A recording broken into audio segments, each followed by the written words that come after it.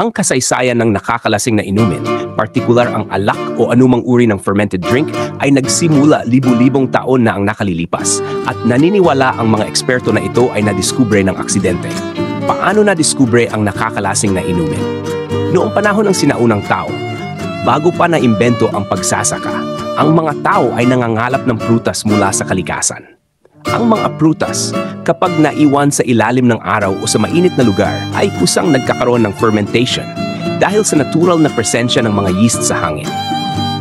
Ang yeast ay kumakain ng asukal sa prutas at naglalabas ng alcohol bilang byproduct.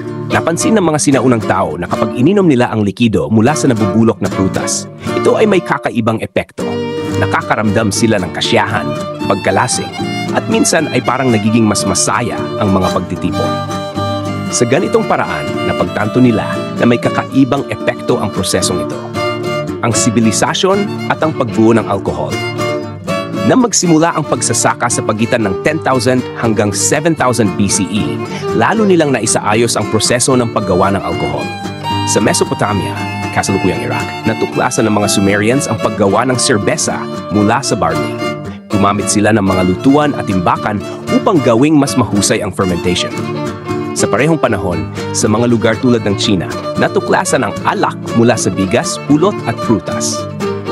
Sa Egypt naman, ang paggawa ng alak mula sa ubas ay naging bahagi ng kanilang kultura na kadalasang ginagamit sa mga ritual at kasiyahan. Habang lumalawak ang sibilisasyon, natutunan ng iba't ibang kultura ang mas komplikadong paraan ng paggawa ng alkohol. Sa Europa, nag-umpisa ang paggawa ng alak at beer na nagbunsod ng iba't ibang tradisyon sa pag-inom.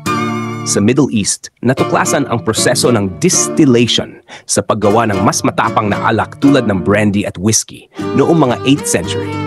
Ang nakakalasing na inumin ay bahagi ng kasaysayan ng tao, hindi lamang para sa kasiyahan, kundi pati na rin sa relihiyon, medisina at mga ritual ng pagkakaisa ng komunidad.